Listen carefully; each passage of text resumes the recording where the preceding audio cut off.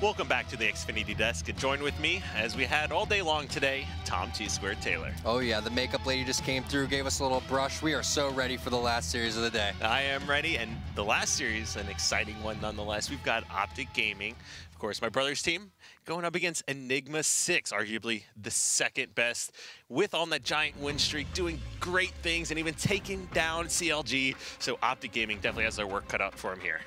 Yeah, this is going to be a really intense, series here because Optic Gaming wants to prove to everybody that's watching in that Legendary Cup, everyone coming from the open side, the amateur side, that they are a force to be reckoned with. They look so good individually, but they just haven't been able to put it together as a team. We saw so many just minor objective mistakes, and they cannot afford to make those mistakes against E6, who will heavily punish them. They absolutely will. You know, we've seen everything from little mistakes to gooses now in the Pro League.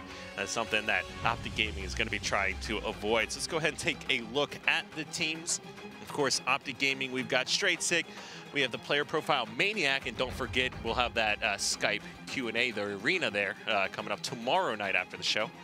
Ace, the global champion, and then followed up with APG.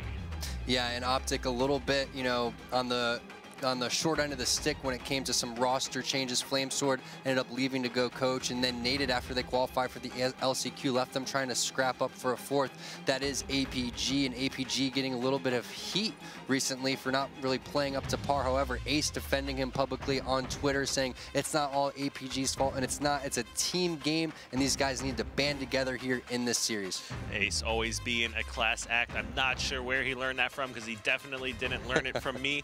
But let's go ahead and take a look at Enigma6 here. Of course, we've got Hook, Boo Boo Doo Shooter, and followed up by the very vocal and very entertaining to talk to, and I have a great time every time he joins us for an interview, the one and only Kratos. Yeah, I think he said he's going to start making more content, and that would be absolutely hilarious. But the star is Hugh here, the rising star, so young but yet so talented and just really shining and coming into his own, the #1 fantasy HCS player in all of the HCS Pro League. So we're going to have a lot of eyes on him, but also you have, Shooter and Boo Boo Doo who are kind of the unsung heroes, and when you have a big star like that, it's kind of good to fly under the radar because a lot of people, see your name and just don't really think much of you compared to your other teammates. So I'm sure these guys have no problem letting Hugh take all of the credit here when they know that they're putting in that equal amount of work. And these guys, they're just so focused on winning. We have Kratos coming from a second place performance at Worlds, Hook and Boo Boo from the other top 4 denial performance. But let's take a look back on the Optic lineup. We've got a player highlight for Ace. He's consistently placed top 8 or higher. He's always been on teams where essentially he's considered one of the best players on the squad.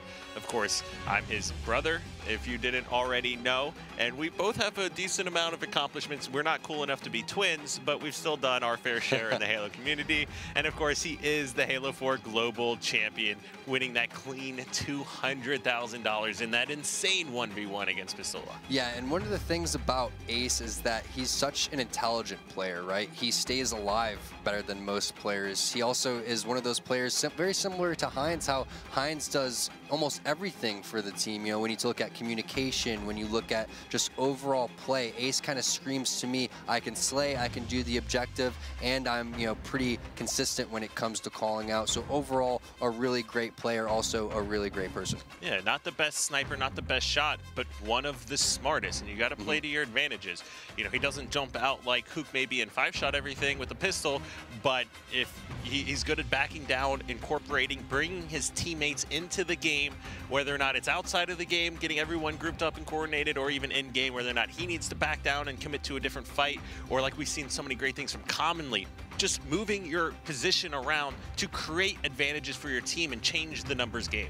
Yeah, exactly. Just staying alive that extra bit longer. That's really what he specializes in. So taking a look, we're moving into the game types here, and it looks like game #1 is going to be Eden Strongholds. Game #2, Slayer Coliseum. Game #3, Truth CTF. Game #4, Rig Strongholds. And game #5, if it goes to that, will be Plaza Slayer.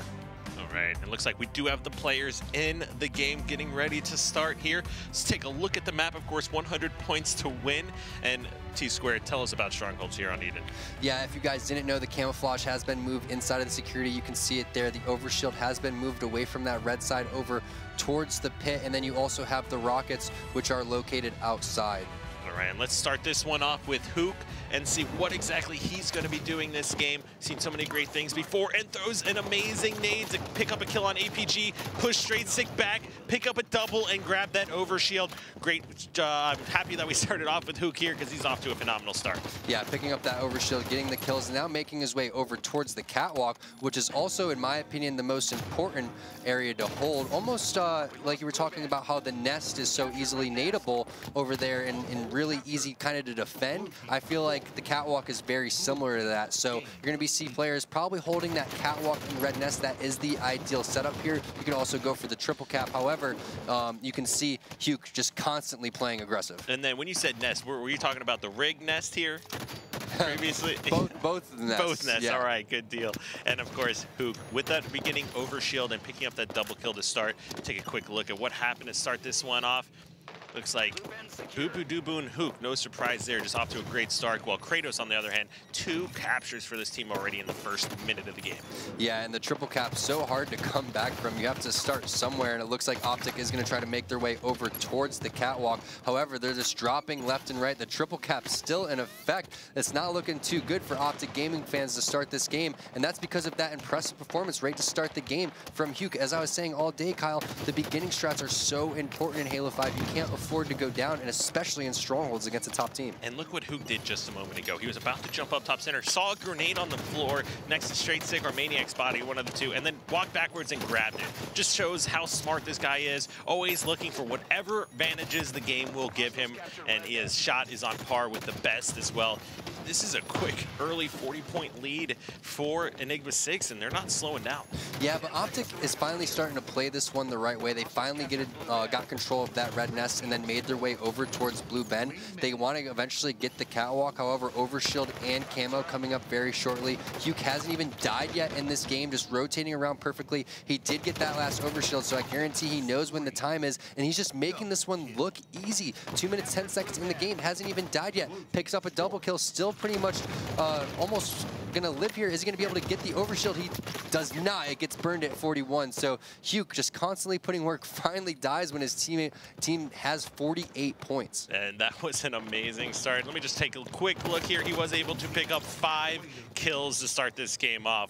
So great job by him building and helping his team grab this lead. Now catwalk, there are nades being thrown, but that will go in favor of Optic Gaming. But with 2 members of Enigma6 up top and 1 down below, it's gonna quickly go back in their favor. Yeah, that was a great job by Optic Gaming to finally push on the catwalk, finally capture the catwalk. However, it was at the expense of their lives at the same time. So E6 capitalizing on that, making their way over there, going to recapture that and continue to build up on this lead now. 57 points to 9 points, and Boo Boo Dubu in a little sneaky spot here. Looks like he's like kind of lagging out, but not really. Kind of being a little bit cheeky here. So I feel like I need to change the screen, yeah, but I feel like we need to kind of realize, is the game actually working, or is Boo Boo Dubu just that sneaky? So he picks up a double kill. If he's outsmarting us, he's definitely outsmarting the other team. So a little bit of a weird play coming out from him, but that's pretty typical coming from Boo Boo Dubu here. And the triple cap coming out from E6. Optic able to stop that one. However, they are still scoring, and Boo Boo Dubu still has 2 rockets to defend this Blue Bend. Hey, when there's a radar on the map, why not just stare at a wall? You know, it doesn't hurt you in that situation.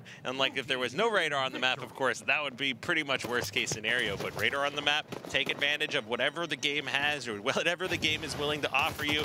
And Straight Stick trying to commit and challenge into the Rocket player with 2 members there.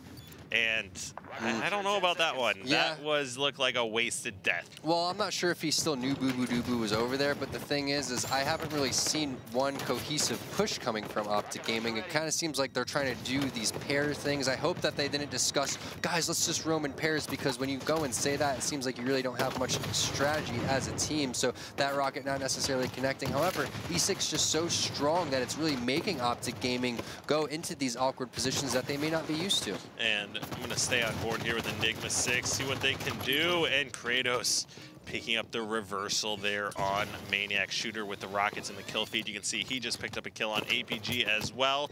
And this is This is turning into be quite a stomping performance on the Optic Gaming. Yeah, and if you go and just check the kills, you know, really quick, Kyle, pull up the stats and see what's going on. It looks like APG with a breadstick, only 1 kill, and that has to be the most dominant Strongholds performance I really have seen out of any team. I mean, E6 played that almost perfectly. Hugh going off with the 14 kills, pushing on the overshield. They're obviously just a step ahead, not only individually right now, which I was praising Optic for their individual skill, but teamwork-wise, I mean, that's just not looking good if you're an Optic Gaming fan, and it hurts to say that because I was definitely expecting them to come out strong in this first game. I was definitely expecting something a little bit closer than this. That was 100-9. You know, it doesn't get more brutal than that, really. And of course, when Hook has more kills than the entire Optic squad, Oof. That's not a good thing.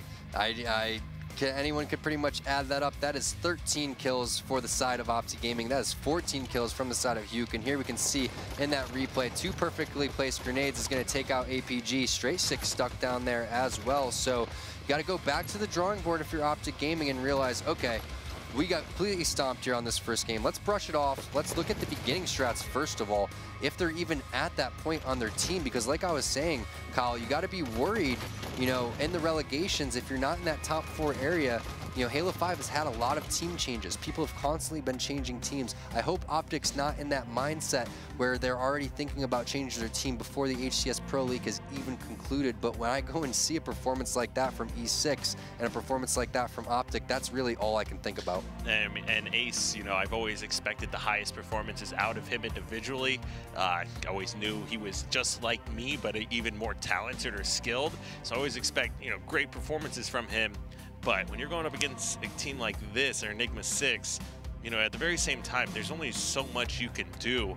You know, one might need to go back and break down some of these games and really see what's happening. But, you know, I feel a little bad. You know, APG did have his incident where he's in that car accident, and he's really not been the same APG since that incident that we've seen. Well, maybe kind of forced into this thing where he feels like he has to take this opportunity and continue to play. Maybe still not even at 100% here. But like I said, it's not even on one player. It's really just your overall team. They just got outworked. They got out-strategized. They got outplayed every single one of them individually. However, there is a little bit of a light at the end of the tunnel for Optic, in my opinion. I think that these game types do kind of favor them going forward. Maybe not favor them in terms of actually winning the series, but I've seen them, you know, lose game 1 pretty badly and then bounce really strong in that Slayer in game 2. I believe it was Renegades they were going back where they lost game 1 and then came back and staked them the next game. So they have it in them to put it past them to be able to do it. It's just they got to put it together. It's becoming, you know, towards the end of the season here, they need to show up and prove themselves. They have tons of fans watching at home. Not only that, but at the very same time, you do have whoever is in the 7th place seed. So right now, I mean, at this point in the season, it's pretty obvious that we're looking at Team Liquid and Optic. Right. They're probably going to be moving to relegation. But there's still a lot on the line because the team with the higher seed is going to get to choose who they want to play from the open circuit. Which is pretty big that you get an actual chance to choose. So that's a nice tidbit of information. And the thing is, though, is like I said, the other teams, you know, for example, coming from this open side, you have Elevate and French Toast Mafia, who are been pretty much finishing 1 and 2 for the last couple of weeks, looking extremely strong. So either way, you don't want to be going against either one of those teams, but if you get to have your pick against maybe who's playing, you know, a little bit weaker at the time, that's huge. So every series, like you said, even for Optic at this point, is crucial, and that's why you can't go in there with any type of team-changing mindset going forward. I completely agree. Now, it looks like we do have the players jumping into game number 2. We are looking at Coliseum Slayer. Seen some great matches on here before. The ability for players to rotate the sniper around the map and just stay alive, just hang on to those weapons is the key to victory here on this map. Well, here's the thing, Kyle, is Eden Strongholds takes so much strategy.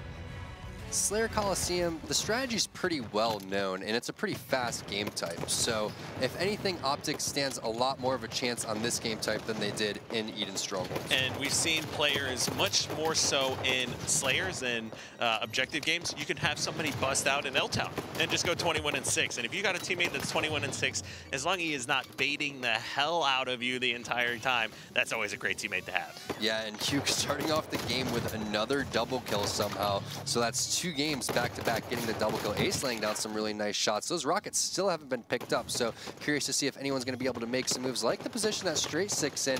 However, his teammate is getting taken out from the side. That's a nice snow scope onto Boo Boo Doo's face, possibly picking up the double kill. No, that's going to be Shooter escaping with the rockets, so Straight Six going to do his best job of trying to hunt him down. So let's see the type of angles that he's looking for. Definitely one of the best snipers in the HCS Pro League. Not only really great twitch reflexes, but also knows how to position himself and reposition himself when he needs. And unfortunately, no one on Optic was able to pick up that kill on the rocket player, so he was able to pick up several kills while hiding bottom center, no shields. The advantage, though, still in favor of Optic with the 2-kill lead. And if Strikesick can hang on to this sniper essentially for the rest of the game, which is not easy to do, that'll be potentially Optic's time to go ahead and bring the series back. Yeah, a really popular spot to snipe. He's on the elbow. However, his teammates are falling over, and I hate this positioning. I don't really use that word, but Maniac really just kind of giving up where Straight Six positioning is. I said earlier, you can't put 2 people on that rocket side of the map. Maniac, it would have been better for him to just fall straight down and maybe go for a flank to kind of leave an opportunity for Straight Six. But all in all, still a 1-kill lead for Optic, even with some of the minor mistakes that they're making. And Maniac picking up a kill there on the Enigma6 player, kind of saving APG. I think he was about to be taken out there.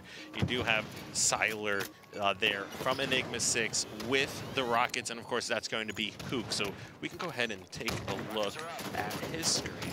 Looks like he is in fact out of those rockets though. Yeah, but the new rocket's already coming back. He's trying to blow them off the map over there towards the left-hand side. So a really nice grenade is going to blow the rockets all the way over to the DMR. So really nice combat evolved if he can pick those up. Looks like he is going to make his way over there once his shields come back. So no combat evolved metal because he didn't possibly pick it up and had the old rockets in there. I'm sure that they weren't used to seeing the rockets get grenaded while still having old rockets. So just really smart play from Hugh. Perfect rockets, perfect grenades, and now you guys can see why this guy is possibly the best player in the game, not on CLG currently. And just what fantastic performance. He almost hit himself in the face with those rockets. Landed right in front of him, almost like a here, happy birthday, Hook. You go ahead and take these rockets and pick up a quick double kill. And he's just locking down snipe side of the map here, virtually by himself. Yeah, I like the way that he's playing. He's just kind of almost like a shark when it comes to the way that he's just smelling blood and making his way throughout the map. You know who he really reminds me actually is when, APG, when he first came out super hot towards the end of Halo 3 actually, with just like this ridiculous shot and kind of aggressive play style that a lot of people weren't expecting. So it's interesting that he's actually going against APG at this time. And overall, it's just a 4-kill game. Optic still in this one. Ace trying to lay down the shots across the map, but they need to get over towards the snipe side of the map in order to actually have some sort of map control. And of course, we've got some more pretty sexy stats here coming from Ace. And what's even more impressive is that those are pretty good stats for a team that is just constantly getting owned, essentially, for lack of a better word. Yeah. They are not a team that's 50-50 on the stats or a CLG squad that wins almost every single game they play. This is a team that loses the majority of their games. Yeah, and I think, sometimes what could be the mistakes that Optic are making is maybe looking too much into the actual individuals and maybe not necessarily breaking down the film as a team. So I know these guys are constantly grinding it out and constantly playing. Maybe if they just sat back and actually looked at the game as a whole, it may be a little bit more beneficial than actually grinding nonstop and just playing the game trying to get better individually. Yeah, I mean, obviously they need to make some sort of changes there in order to find some more success and make it into Season 2. APG with the rockets here, that is a good one. Picks up that double, taking some lessons from Hook, it looks like, and now rotating around.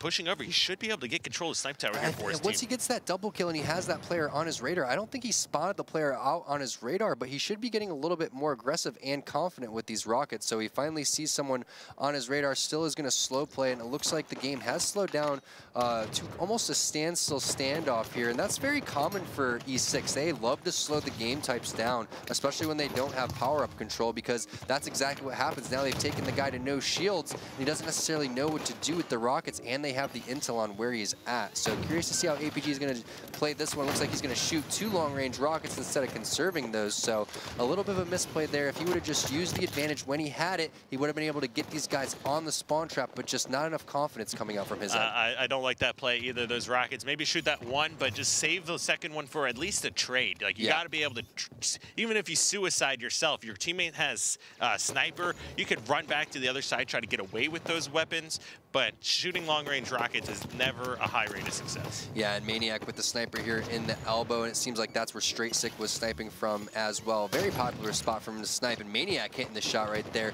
Kind of always known for his sniping when it comes to Coliseum, so let's see how aggressive and confident he's going to play with this one. He has way too many teammates on the rocket side of the map, so he tells APG probably to spread out, and APG making his way over there. Ace also spawning on the elbow, so these guys on Optic need to spread out and get the height advantage if they want to give Maniac any sort of angles on these guys for the side of E6, and instead he's just exposing where he is. None of his teammates are covering him. Huke gets a kill on Ace, and it looks like Maniac's got 2 players on his radar, so he gets taken out, and this just poor map positioning from Optic. I see Ace's top rockets, and then there's 2 guys hiding bottom red, while Enigma6 has control of the rest of the map. It doesn't make sense. Well, I mean, Ace could have made a little bit differently play as well, but overall, everybody pretty much out of position for Optic. I mean, Straight Sick falling off the map right there, and now this game kind of getting away from them. They had their chances. They had the rockets. They had the sniper rifle. It was a 2 or 3 kill game, and it just worries me that they're going to get punished here because E6 is such a strong team, so they're looking to possibly run away with this one, and let's see how they actually play it with the weapons and how they end up spreading out. But going back to the way that everyone was positioned, you know, Ace could have potentially ran towards the scatter shot towards the other side of the map. That's pretty good play, but either way, being low, everybody low, whether that's under the base or on rocket ledge while everybody else is at snipe, you're just not going to win that way, Kyle. Yeah, I completely agree with you 100%. And not only that, but then it puts 2 snipers now in the hands of Enigma6. Let's see, we do have 1 player from Optic Gaming on the flag. That's going to be Ace. You got 2 people below the base. Everybody needs to collapse on this guy on, you know, red cave here before he ends up getting away. Looks like Hook picks up Maniac. Ace finishes the kill on Hook, and now it's Optic Gaming that's getting actually collapsed upon. Yeah, and you can just see how comfortable these guys are because they know exactly where their teammates are. They know where the communication and the help's coming from, and they also see where everybody on Optic is at the same time. So just the screens are just completely different when you look at how confident these guys are moving. And as you can see, Maniac not even aware that the sniper guy had dropped. Fortunately, someone's going to clean him up on the side of Optic with a scatter shot. But you can just see the amount of information that's being passed on from one another is much in favor in the side of E6. And Shooter pushing up, trying to go contest red cave, but looks like Straight Sick or Corey there is going to have that sniper rifle and scatter shots. Starts picking up a few kills. Optic Gaming starting to show some life, and Straight Sick is leading this charge. Ace with the kill, and Straight Sick trying to keep him alive now on blue elbow. This is really big. This is their opportunity to finally come back. Rockets have just dropped at that 4-minute mark, and they can bait them or they can make their way towards them because Aaron Ace is over there. So Ace and Straight Sick working together. However, Maniac is taken out by an assault rifle over there, and it seems like APG's in a pretty poor position as well under the base, and he gets taken out. So that was pretty much their time to come back, and they lost both of the players on the snipe side, and Aaron hasn't even grabbed those rockets yet. So it's not looking good unless Straight Sick can land some sort of miraculous, you know, snipes on these guys. Ace getting that kill finally on Shooter. A couple body shots coming out from Straight Sick, but I don't know if it's going to be enough, Kyle. Now Maniac does clean up 1 kill. That's 2 members now dying. Ace picks up yet another kill. 2 members down, and they're starting to bring this back a little bit. Ace dropping down to get in another 1v1. He did grab those new rockets. Straight Sick needs to make sure they stay alive. And Enigma6, did he spot him? He did spot him, so he knows Shooter's crouching bottom, mid. only one shot left in this weapon. I like it's that a 4-kill rotation. game. I don't even know how this happened. The thing is it could be a 2-kill game. If APG, you know, it could even be tied right now if APG and Maniac were just working together more on that snipe side of the map, just like Straight Sick and Ace were. So landing that body shot, getting that hit marker on the guy, probably calling him out top rockets at the same time. And he doesn't have another long-range weapon, so he's probably going to be trying to look for the DMR here, which now spawns at that old battle rifle, but instead elects that he wants to push up and grab the old sniper ammo, and someone is possibly baiting it. So really curious to see how no one has even helped him yet. Looks like one player is taken out by Ace with the rockets, and I don't know what happened. Looks like APG was taken out, and that's going to be 2 more kills for an E6 to possibly take this one. Optic needs 5. And I don't know how APG got back-whacked there. He got snuck up on. Straight Sick was trying to watch his back. I'm not sure what the communications were like. We just didn't see his radar. But it's still anybody's game at this point. But the amount of free deaths that they give up is just remarkable that it's even this close still. Yeah, and still, it seems like Optic is kind of on the bottom of the map when they need to be getting up. That's APG crouching under the base. That's Maniac still over there by the fountain. Meanwhile, Ace trying to hold down top snipe and bait these rockets. So someone else needs to get up top and get the angles. Oh, that was a big shot that Straight Sick ended up missing. Now that guy's going to hide, but he does hit the shot. Just imagine if he hit both of them. That's going to be Boo Boo Doo Boo trying to run away with these rockets. He's sitting there at the corner. I'm not really sure if he's going to just sit there, but he does end up spawning his teammates there. So Straight Sick could have potentially picked off 2 people and tied this game up. And let's just go ahead and let this one play out here. We'll take a moment of silence.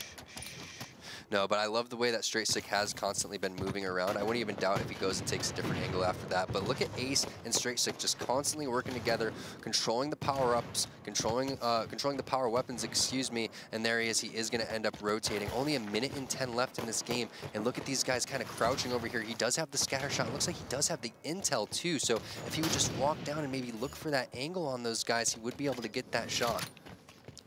Pushing towards window here. Looks like, you know, I like what I'm seeing from Enigma6. They're all pushing together, and finally we see Optic Gaming all moving together. You know, just moments ago, you had 2 people pushed into like blue fountain when everyone else is at red and rockets and ended up giving up those free deaths. And then that's the exact opposite of what we see from Enigma6. All 4 players rotating together.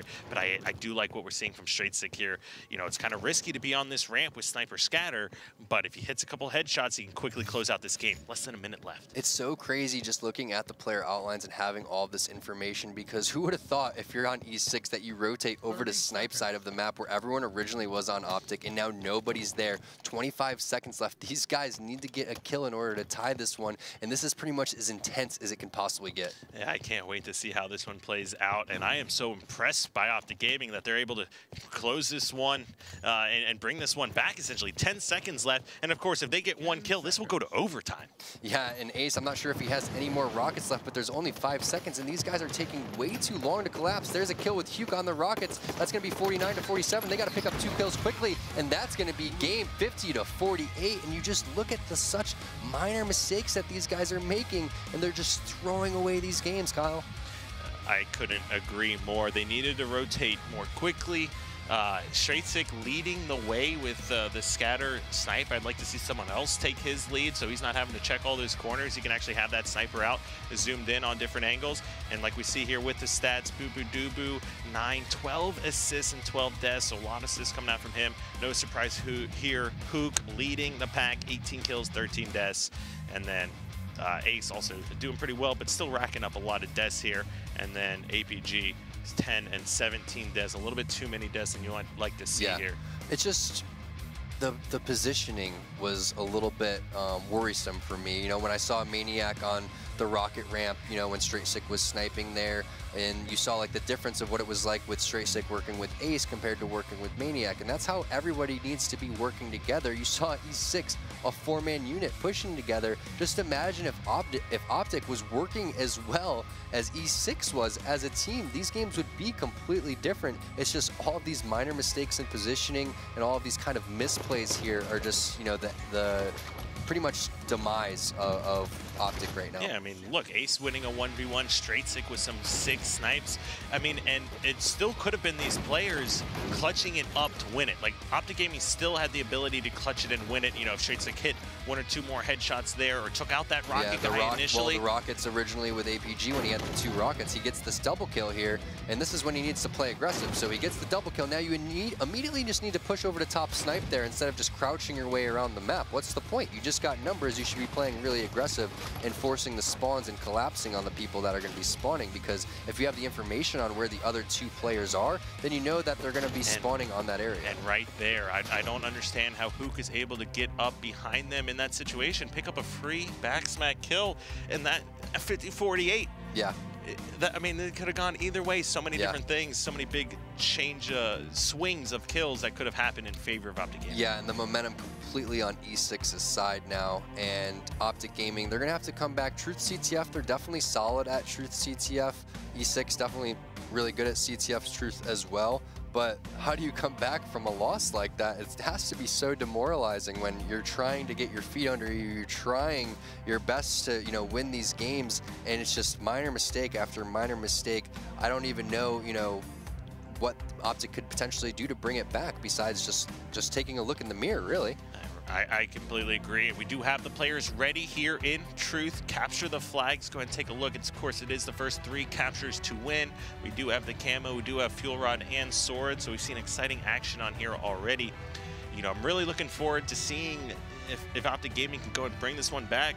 Like, just like Liquid, they just struggle on closing out a lot of these games, and it almost looks like they're playing scared too much over the course of the season of what's happened and the feedback and criticism that they've received over some of their performances. Yeah. It looks like they're playing a lot more individually than as a team now. Yeah, and you know, love all the guys on the team. I really wish to see them play at their best. It would make for, you know, much more competitive Halo because they have it in them. You know, to potentially be individually, these guys have what it takes to be on that top 4 area. They just have to not listen to that criticism. They have to just put it together and just, you know, not second guess themselves. And that's one of the things that will screw you over the most in Halo. And fuel rod, sword in the hands of Boo Boo Doo, wasting no time to grab all the weapons, gives Maniac a fuel rod to the face there and stays alive, just rotating below Optic Gaming's base. And they got to be scared knowing that the fuel rod sword guy's hiding down there. Yeah, I'm shocked that Boo Boo Doo didn't actually want to reload that before he ended up going up there. But, you know, one of the keys in this game type, like I was saying before, is the sword. So typically you see the sword guy and he's shooting some long-range fuel rods that's going to hit Maniac and take him down to no shield. The rest of the members of Optic Gaming are going to be spawning inside the bubble, but they're not electing to go push back to their base, and Boo Boo Doo knows that, so he's trying to secure the cap, making his way over towards top car. He's going to have the intel on where Ace is. Looks like Ace trying to make his way towards the base. Gets hit with that fuel rod. Now he's completely out of ammo here. Probably going to give a little Spartan charge over towards Maniac, who's made his way up the lift. That's going to be another kill. This is definitely going to be a cap as well for the side of E6. They're going to go up 1-0 after already being up 2-0 in this series. Just really nice patience from everybody on E6. Ace almost picking up that kill. Falls 2 shooters. AR. Boo Boo Doo is also taken out, but that is going to put the plasma pistol noob combo here in favor of APG. He hits one shooter. Great map movement, staying alive there. APG hits another one. Picks up the kill on Hook, but is going to be taken out by Kratos. So let's go ahead and take a look at Kratos, see what he's got going on. Yeah, Kratos definitely one of those players that is very objective-oriented. He has the sword at this point, you know, setting up for a little bit of defensive stand, but you can guarantee as soon as he gets an opportunity to push out with that sword towards the enemy base, he's going to make his way right towards the flag. He does get taken out from a splitter nade from Ace, and that camouflage is up, so curious to see what can happen there. Ace doing his best to try to get into the base there. Hugh says no, but let's see what's going on with the camouflage, Cal. Can we scroll through and see if anyone was able to pick that one up? Right, looks like APG was. APG looks like he does in fact have that, and fuel rod as well. It's a great job by him getting control of these weapons, but you know, maybe. Yeah, I see where his mind was at, where he can't really do much, no one else in position, so don't have any comment on that play. You know, of course, you want to get into the base with the fuel rod, use up-close battles, but he was just trying to hold off flag as long as nobody possible. was really in position, but all in all, you know, I'm not a big fan of seeing a flag necessarily go in when you do have camo, when you do have a power-up. I try to always, you know, at least put up some sort of a fight, but I do agree with at least keeping some sort of map control here. But you can see his map movement just not as fluent as we would normally see, so definitely second-guessing forcing himself here, picking up a couple kills, which is big. It's up to his teammates now to push in, but Huke's defending the base with the sword, ends up getting 2 huge kills, and even though APG getting kills, his teammates falling all around him. And Straight Sick, though, will get taken out eventually here after getting a kill onto Shooter. I'm shocked that he wasn't being taken out, and that he's just going to be able to lay down shots from that P3 ledge. So a little cheeky ledge there. It's really hard to grenade and really hard to defend, but let's see if Huke's able to land these shots on to Straight Sick. Meanwhile, the rest of his teammates are getting kills. So like I said, just a really, really annoying spot. You have to commit 2 players to killing this guy, and finally he gets taken out. So that should be able to buy them some sort of time and get some sort of positioning. Now you do have Optic Gaming quickly running back to try to get control of Pink. Maniac doesn't see the player hiding Pink 3, but Ace quickly jumping across with that Fuel Rod takes out 1 player. Let's go ahead and take a look at what he's doing. He is pushing into the base, getting this flagpole, decides to take it Pink.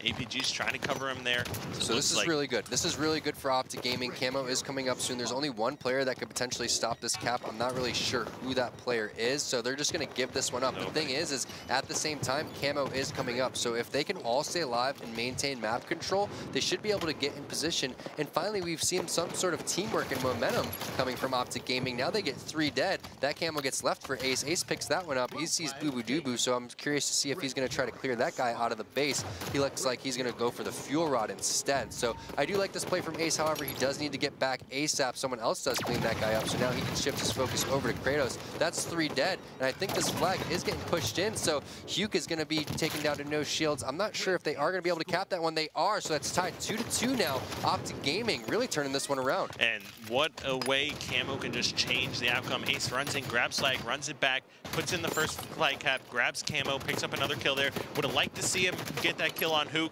I kind of thought that Fuel Rod might have hit him, but it was a little bit too low, hits the wall, and fantastic play by Huke staying alive. Yeah, and the thing is now E6 is smelling a little bit of blood. They are definitely getting a little bit more map control. Optic has to stop this here. They have to kill Huke, who's at their base, so these guys are double teaming him. That's going to be Maniac getting the kill, so really nice job of these guys clearing out the people at their base, especially when E6 had map control. That could have been ugly for Optic. And that looks like 2 dead for each team. Boo Boo Doo Boo trying to stay alive. He ends up falling as well. Last 2 members running towards Pink. Flag is being pulled out in the favor of Ace. That's 3 dead. That's 3 dead, 1 alive here, and Ace also has the sword, so he is half shields. Let's go wide mode, Kyle. Let's check out his back, see if anything else is going on. He's probably going to get his shields before he decides to ground pound this one back in. I think this is going to be it. There it is. Optic coming back. They are now down in this series 2-1. Just imagine, Kyle, if they would have won that Slayer Coliseum, they could potentially be up in this series 2-1. And that's what drives me so crazy about this Optic Halo team. And I'm sure their fans are sitting there scratching their head. How do we look so good in this game and then make such horrible mistakes in the previous games? Yeah, and a lot of the games that they have, they literally throw them away, which is why it's so frustrating for those fans to watch. We take a look at the stats. Fantastic job, especially objective play from Ace and Straight Sick. 13 kills, putting on a slaying clinic this game as well.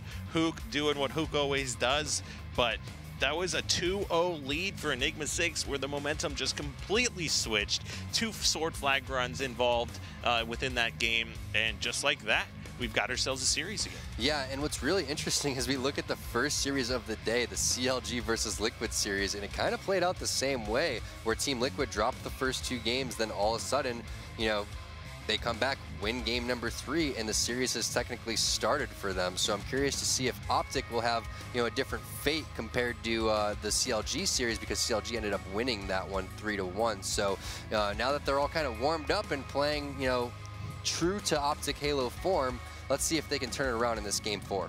And they should absolutely be able to. I mean, we got game 4 coming up, so it's going to be the Rig Strongholds, one that Optic Gaming has done pretty well on so far. They were the first ones to defeat essentially CLG on that map, and it was an amazing performance, because especially considering Frosty got a kill-tacular that game. Yep. And if they're able to steal that win, of course, they're sitting at 2-2, so a 50% win ratio. But of course, the Rig Strongholds for Enigma6, even more impressive with a 71% win rate. Yep. They are 5-2 so far. And overall, I think that that was the best series we've seen APG, or best game we've seen APG play in the series. Definitely, you know, not near perfect Halo, but was making the smart plays that he needed to, being a nuisance, getting control of the camo and the power-ups. So a lot of sharing going on from Optic. and a big statement coming out from them at the same time, because they could have easily just gave up, said, whatever guys, this series is over, but the fact that they fought through it really says a lot about them as players, as individuals, and as a team. Yeah, be down 2-0 in a series and down 2-0 in Game 3 and still be able to bring it back. That just shows the level of effort that this team is putting out, always trying to secure those wins. And in some of those other games, like, they'll be able to go back and look at this series, whether or not they win Game 4, and say, this could have been ours. Like, we could have been up 2-1 in this situation. Well, that's what I was saying, is that, you know, looking at the game types after Eden Strongholds, I would really say Optic did a great job in their veto system, you know, drafting these specific game types, because, like, Slayer Coliseum, again, could have been theirs. But, you know, instead, it ends up being a 2-1 E6 lead. So going into Rigged Strongholds again, curious to see what the beginning strategies are going to be. Are people going to bring that railgun over towards basement? Is someone else going to fly towards basement from the red side? Also, are people going to go and try to double cap the nest on the blue side? And also what ends up happening with that camo are all going to play huge factors on who gets that early lead. And we do have the players getting ready here for the rig on Strongholds. Of course, 100 points to win. We've seen this game played several times before.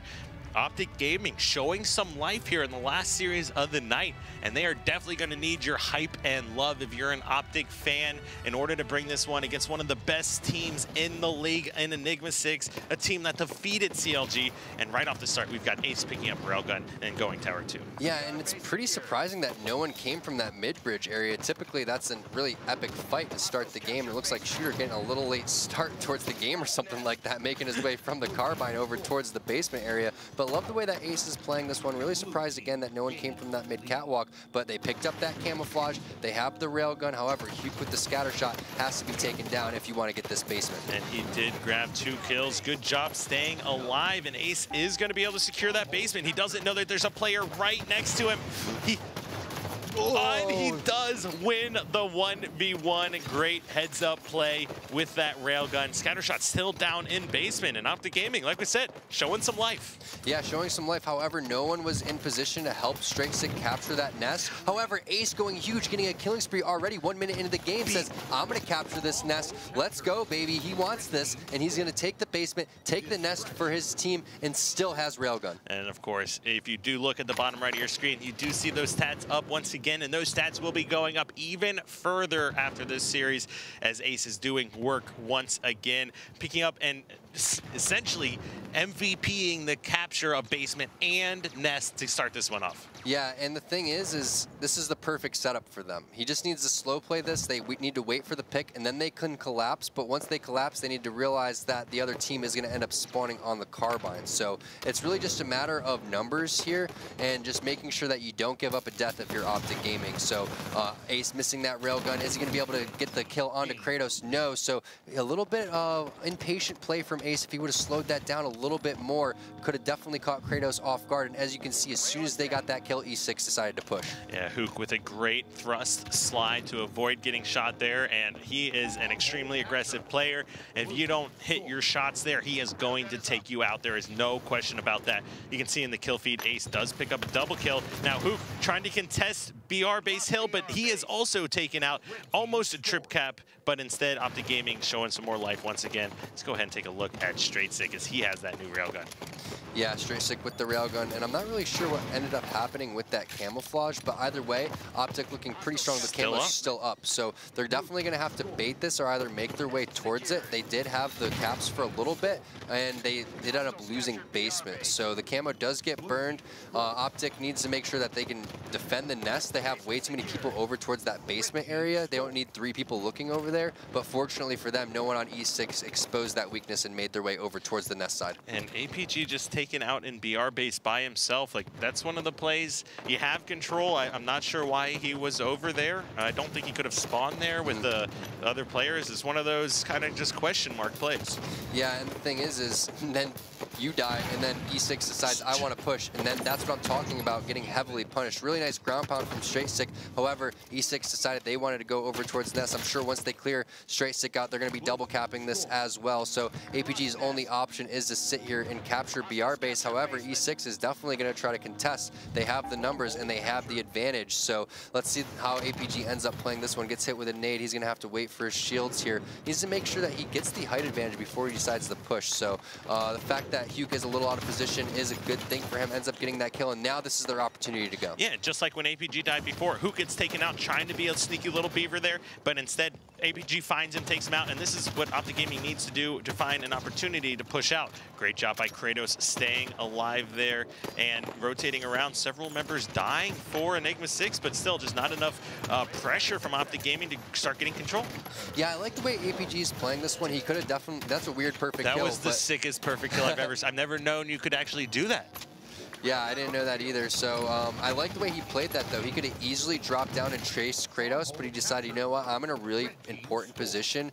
Controlling that white corner is definitely one of the most important parts of the map. So definitely a heads-up play from APG. However, E6 is still going to be able to have this ideal setup with camo coming up. So it's going to be a little bit difficult for Optic. They're going to have to push together. They do get the pick onto Kratos, so that's really important. Straight Sick does have the railgun, and they all are on the same page on pushing this barrel side. So really like this play coming out from Straight Sick. 3 kills now, consecutive straight kills, 4 Straight Sick. He's going to add pressure to this BR, gets the killing spree, so really impressive play coming back from him, and Optic showing a lot more signs of life than they were earlier. That was Straight Sick with the fadeaway jumper, pulling that railgun shot out and staying on the map, grabs a double kill. Doesn't need to charge this. He does not need to charge that. There's zero reason that he needs to charge that. He just needs to sit back, just wait. Ace could have added the pressure, but now he has to wait for him to spawn, and it leaves Ace in a little bit of an awkward situation. And now he's going to get in a 4v3, and 2 people are going to run into his face there. He gets spotted.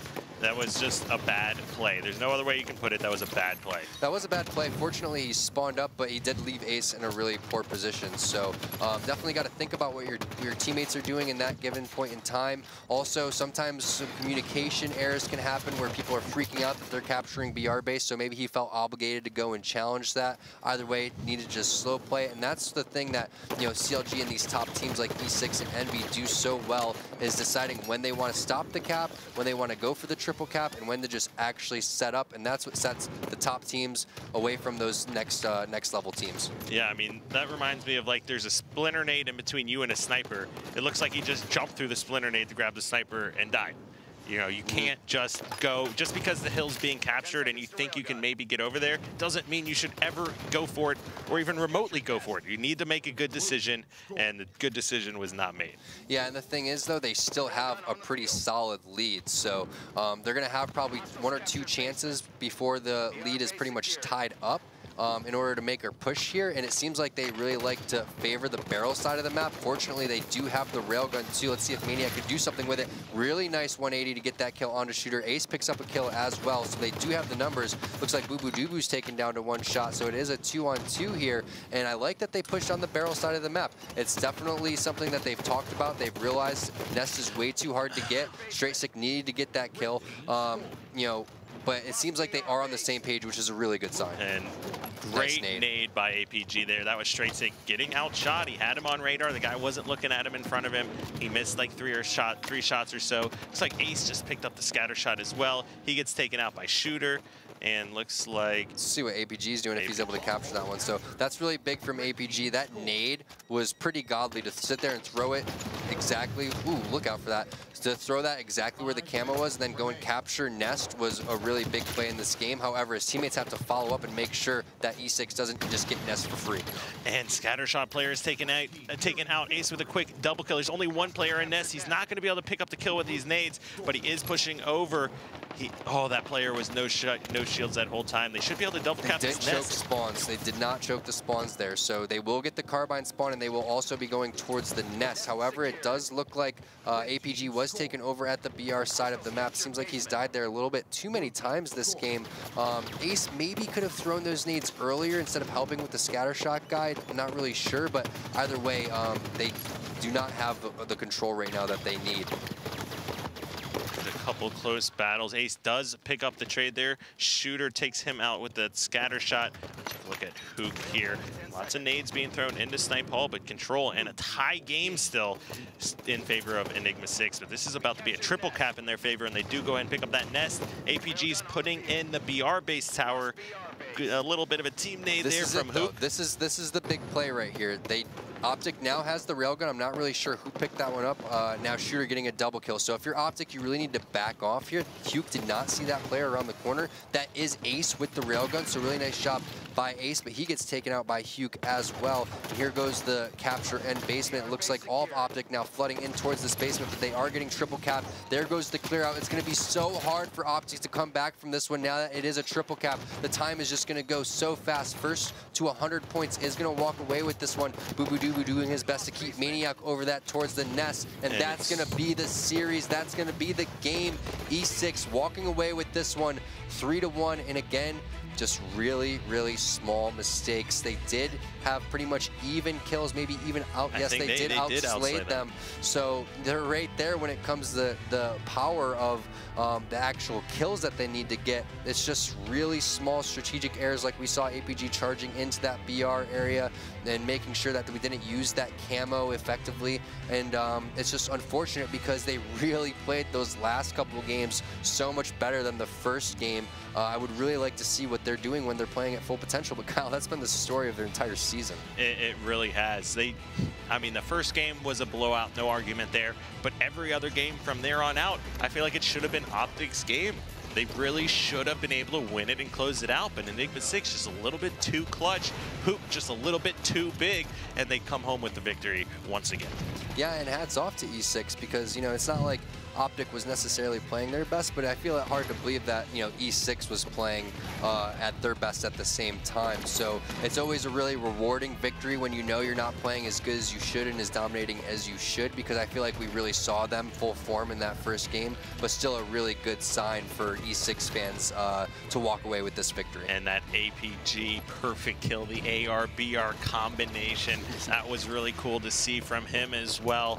But just the triple cap and overall, Enigma6 is a little bit too strong here for Optic Gaming, defeating them game one, 100-9 in one of those dominant Eden strongholds that we have seen in the HCS Pro League. Ridiculously close Coliseum Slayer that I feel like Optic Gaming gave away. Yeah. Followed up by that ridiculous comeback on Truth, down 2-0, and then having the next 3 captures, and then a really back and forth, and I believe it was tied up at 77 before they overcommitted to try to get BR base several times instead of sitting back and just waiting for Enigma6 to come to them. Yeah, I mean, I think it's very fair to say that besides Eden Strongholds, you know, Coliseum Slayer, Truth CTF, and Rig Strongholds could have went either way. Would have been nice to see a game 5 here and ended on that, but you know, E6 establishing that they deserve to be in that top echelon. They cannot afford to go and lose to Optic Gaming when they're trying to make a stand, just like Envy is to be that second best team next to CLG. And that was a great series overall to watch. And we had some fantastic series all day today. Sure did. Now we do have from Enigma6, the one and the only Hook. Can you hear me, Hook? Yes, I can. All right, now tell us a little bit about that series and how it played out. I was expecting a quick 3-0, and if anything, it looked like Optic Gaming almost had a 2-1 lead going into that game 4. After the first game, we definitely felt like we were just going to win easy, so like our communication wasn't as good as the first game. So yeah, because we play our best whenever our communication's like really good, and those last 3 games it definitely wasn't, but we still able to like win. But against like any other team, well, like against like a team like CLG, like we wouldn't be able to win like that. But tomorrow we're hoping to improve on that. Yeah, that's something that I was talking to Kyle about, is that you guys weren't necessarily playing your best in those last couple games. However, it has to be a pretty rewarding feeling to be able to, you know, take your level of gameplay maybe from a 10 out of a 10 maybe to like a 6 or a 7 out of 10. Meanwhile, Optic stepping up their game, and you're still able to walk away with the victory. Well, who would you say is mainly the leader of this team, and what is everybody kind of individually bringing to the table? Kratos definitely like helps us like overall. Like he's the one like learning everybody else's strats and stuff, as well as Ryan. But our in-game communication usually like is Shooter like directing all of us sort of, and then like him doing that helps us like communicate better. And yeah, that's like our 2 in-game leaders is definitely Shooter and Kratos. Now, you just matched up with Optic Gaming and ended up taking them out. You know, what do you think that Optic Gaming needs to do going forward if they're able to, you know, turn around? It looks like they will fall to the relegation spots along with Liquid, of course, but still, that 7th and 8th spot, still a lot on the line for those two guys. I think Optic is like just as good as like most of these other teams. I think everyone in the Pro League is like can beat anyone on any day, just how they play that day. I just think it comes down to like just more practice, I guess. Like the more practice team will win for the most part. All right. And then, are you currently where are you at right now, and where's the rest of your team at? I'm just at my house. Kratos, Boo Boo, and our coach is at Kratos' house, and then Shooter's back at his house as well. Gotcha. And do you have any other kind of plans going forward here with just 1 week left in the pro season? Of course, to try and win out the rest of our matches, and then hopefully at the tournament we can like prove that we can be one of the best teams. Well, I'm wondering who you guys are mainly kind of looking out for. You know, is everybody kind of on your radar, or are you guys mainly focused on what you guys have to do individually? Yeah, we're more focused on ourselves other than other teams. Like, I think that's another big thing that we do. We don't focus too much on other teams, just we focus on ourselves more than others, yeah. Yeah, that's good. I think that's a good, you know, attribute to have in your team and make other people kind of adjust to what you guys are doing and imposing your will instead of really adjusting. You know, there's definitely some sort of adjustments that you can make when it comes to knowing strategy and beginning strategies and things like that. But I think that that's definitely what sets a top team apart from, you know, the rest of the pack. Sure, yeah. Agreed. All right, Hook. Well, I appreciate you taking the time to join us here today. Fantastic series from you and the rest of your team, and best of luck tomorrow as well. Yeah, thank you. And you heard it from him. He's one of the mini gods here in the Halo, coming over from the Call of Duty scene and living up to all the hype and all the expectations. Hook just doing absolute work. So let's go ahead and take a look at the standings from today and the current schedule and see what we had happen. Of course, we've got Counter Logic Gaming defeating Team Liquid 3-1, followed up by Renegades defeating Evil Geniuses 3-1 as well. Yeah, and then taking a look at Team Envious against Allegiance, that's 3-2, and then Optic Gaming versus E6, 1-3 in the favor of E6. And with all that said and done, let's take a look at the standings after Week 6, day number 1. Of course, no surprise here, Counter Logic leading the pack, 10 wins and only 1 loss. Although that map win percentage dropping a little bit with that game losing to Liquid. Team Envious and Enigma6 now clearly tied in that number 2 and 3 spots. Of course, Envious just edging out Enigma6 by 2% on the map win percentage rate.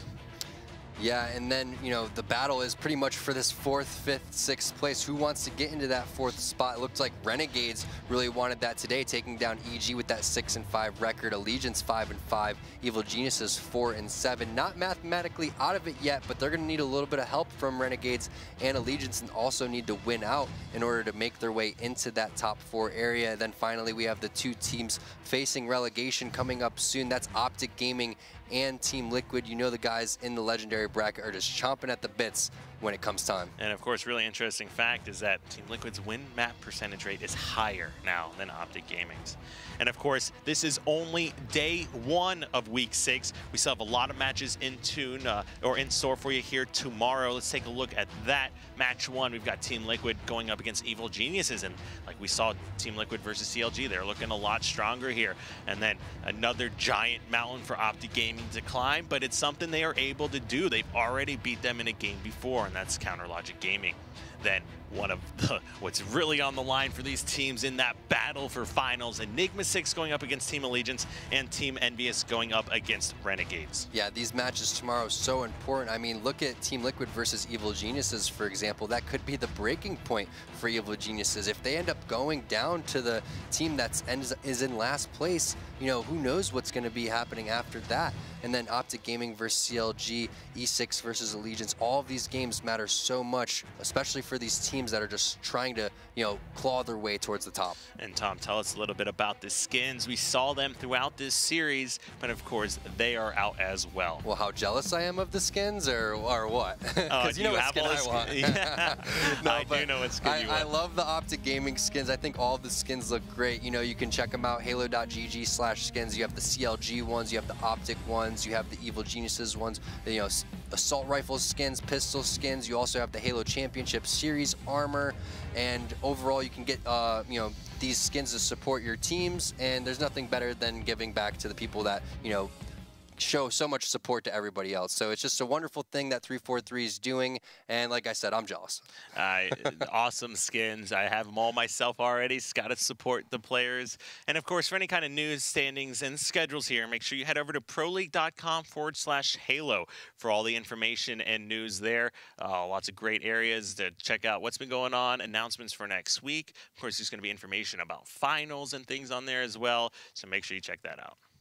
Yeah, and there's also the open circuit, you guys. That's ESL.gg/HCSNA Open. If you want to partake in the HCS Pro League, that's how you start. Get your squad together. The hardest part is learning the link, and we've done that for you right down there. So just go to that area, get your team of 4, maybe get your coach there, and see where you guys stand up against some of the best players in the country.